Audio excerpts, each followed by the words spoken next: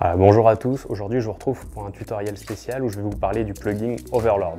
Le plugin Overlord, c'est un super outil qui a été développé pour permettre de transférer plus facilement les fichiers Illustrator vers After Effects. Et surtout, là où il est très pratique, c'est qu'il permet de vraiment faire un transfert des dégradés. Mais il y a tout un tas d'autres options, on va faire une petite revue un peu des possibilités de ce plugin et on se retrouve tout de suite dans After Effects.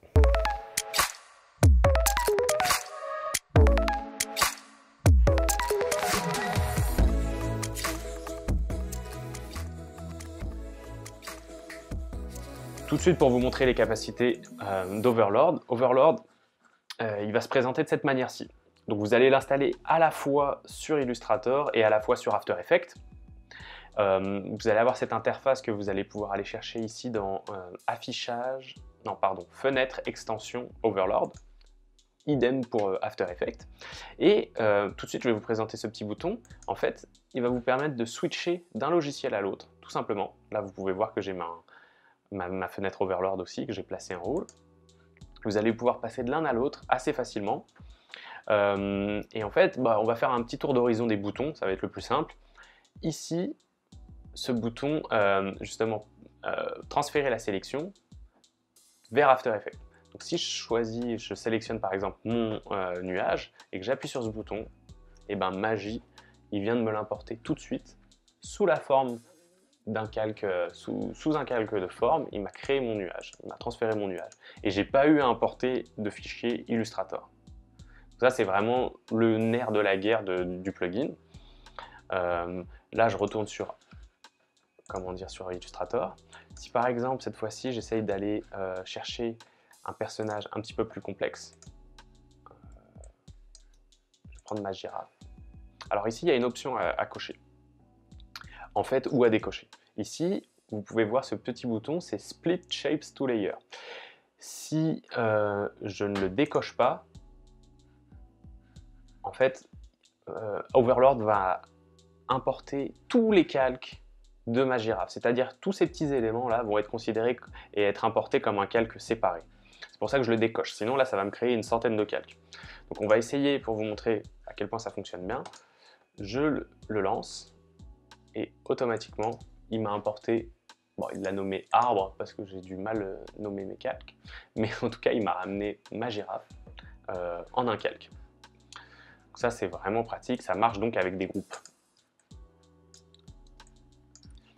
Donc voilà, également ça marche dans le sens inverse. C'est-à-dire que ici, j'ai mon nuage. Si je modifie son tracé dans After Effects et que j'appuie ici pour l'envoyer vers Illustrator,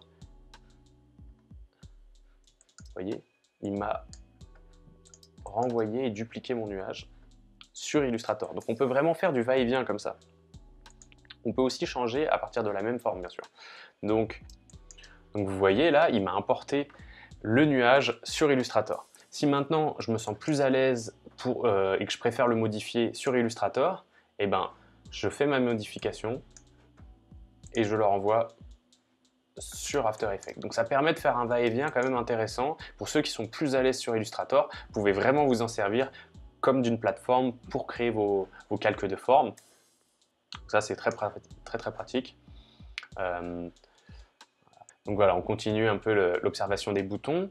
Ici, ce bouton, c'est simplement pour que quand j'importe un calque, le point d'ancrage soit bien au centre de ma forme. Ça, c'est assez clair. Donc là, cette option, c'est pour importer mon calque au centre de ma composition sur After Effects. Donc là, je l'ai coché. Si je choisis mon arbre et que je l'envoie, il me l'importe au centre de ma composition. Ça peut vous être pratique si vous avez une séquence d'un même personnage. Donc en fait, vous avez déjà dessiné les différentes phases sur Illustrator et que vous voulez qu'elles soient toutes au centre parce que finalement, vous allez juste passer d'une image à l'autre. Je sais pas, voilà, c'est une des options que vous avez.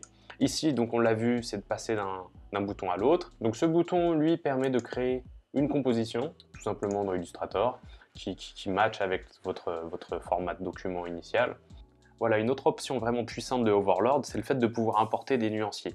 Donc ici, j'ai mes couleurs, je les sélectionne dans mon nuancier, je clique sur ce bouton et automatiquement, Overlord va me créer un calque repère, donc invisible à l'exportation, mais qui va me permettre moi de pouvoir plus facilement, très facilement piper mes couleurs pendant ma phase d'animation.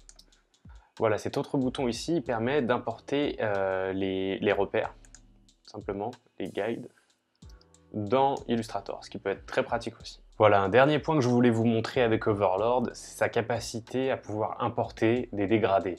Et ça, c'est vraiment pratique. Donc, je sélectionne mon dégradé, idem, et on peut voir qu'il conserve le dégradé pendant l'importation.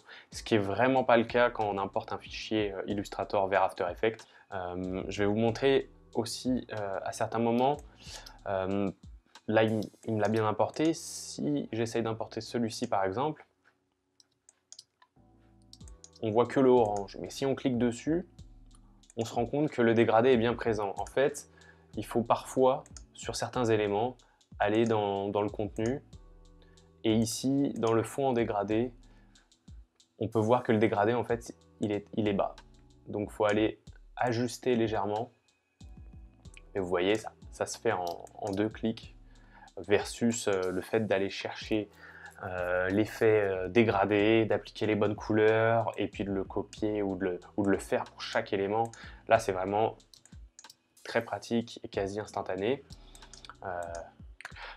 Voilà, c'est tout pour cette petite revue des possibilités du plugin Overlord. Je voulais juste vous montrer un petit peu à quoi ça ressemblait. Peut-être que ça peut vous donner envie ou pas, vous inciter ou pas à l'acheter. C'est vraiment juste un outil que moi je mets en place maintenant dans mon workflow et je me dis qu'il va pouvoir vous être utile. Donc voilà, j'espère que ça vous a plu. N'hésitez pas à liker la chaîne YouTube de Mapping Motion et d'aller faire un tour sur le blog. Et puis je vous dis à bientôt pour un nouveau tuto. Ciao!